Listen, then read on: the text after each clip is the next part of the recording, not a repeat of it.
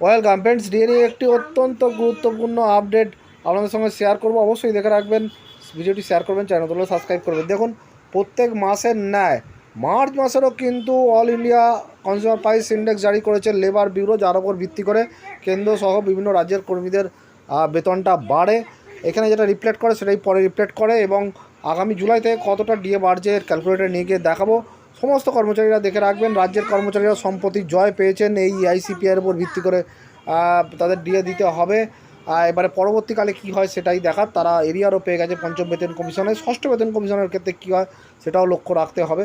চলে আসুন এক ঝলকে দেখে নিই যে কতটা ডিএ বাড়ছে। প্রথমে দেখুন, এই যে consumer price index industrial worker March 2026, গোটা দেশের হচ্ছে 317টা মার্কেট, মানে 88টা ইন্ডাস্ট্রিয়াল সেন্টারের 317টা মার্কেট থেকে যে সমস্ত দ্রব্যমূল্য স্যাম্পল কালেকশন করে তারপর ভিত্তি করে এই এআইসিপিআই তৈরি হয়।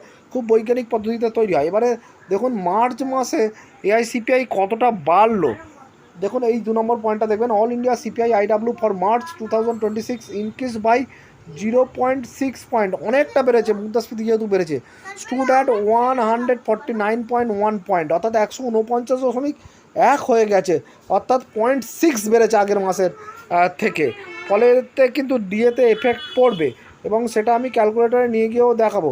দেখুন আগের মাসে যে ইন্ডেক্সটা ছিল, দেখুন 148.5, এবারে হচ্ছে 149.1। এর ফলে অবশ্যই ডিএ বৃদ্ধিতে প্রভাব পড়বে। এখানে যেটা বাড়ে দেখবেন সেটাই পরবর্তীকালে একদম জারি করে কেন্দ্রীয় সরকার। চলে আসুন দেখে নিই ক্যালকুলেটরে নিয়ে গিয়ে কতটা ডিএ বাড়ছে। এবারে দেখুন আপনাদের ক্যালকুলেটরে নিয়ে গিয়ে দেখাচ্ছি যে কতটা ডিএ বাড়তে চলেছে আগামী জুলাই মাসে। দেখুন এখানে দেখুন ডিসেম্বর পর্যন্ত যে ইন্ডেক্সটা হয়েছিল তার প্রভাবে জানুয়ারি থেকে 60% ডিএ হয়েছে, তার অর্ডার জারি হয়ে গেছে।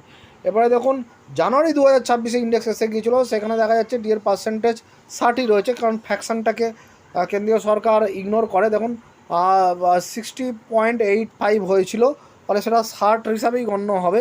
তারপরে এবারে ফেব্রুয়ারিতে যে ইন্ডেক্সটা এসেছিলো তার প্রভাবে হয়েছে দেখুন কত, 61 হয়ে গেছে, মানে 1% বেড়ে গেল, 60 থেকে 61 হয়ে গেল। এবং মার্চে এই ইন্ডেক্স এসেছে 149.1, তার ফলে কিন্তু সেই 61তেই কিন্তু ডিএ রয়েছে, কিন্তু প্রায় 62-র কাছে চলে গেছে।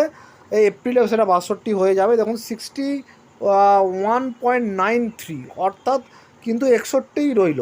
তাহলে জানুয়ারি ফেব্রুয়ারি মার্চ 3 মাসের ইন্ডেক্সে দেখা গেল ও 61, মানে 1%ই বাড়লো। ফলে ইন্ডেক্স খুব একটা না বাড়ার ফলে ডিএতে কিন্তু প্রভাব পড়ছে না। তবে এপ্রিলে এটা 62 হয়ে যাবে, এবং মে জুনে আশা করা যায় আরও 1% হয়ে যাবে। ফলে যেটা বলা যায় যে প্রায় 3% বাড়তে পারে, 63 হতে পারে, অর্থাৎ 60 থেকে 63 হতে পারে জুলাই থেকে ডিএ।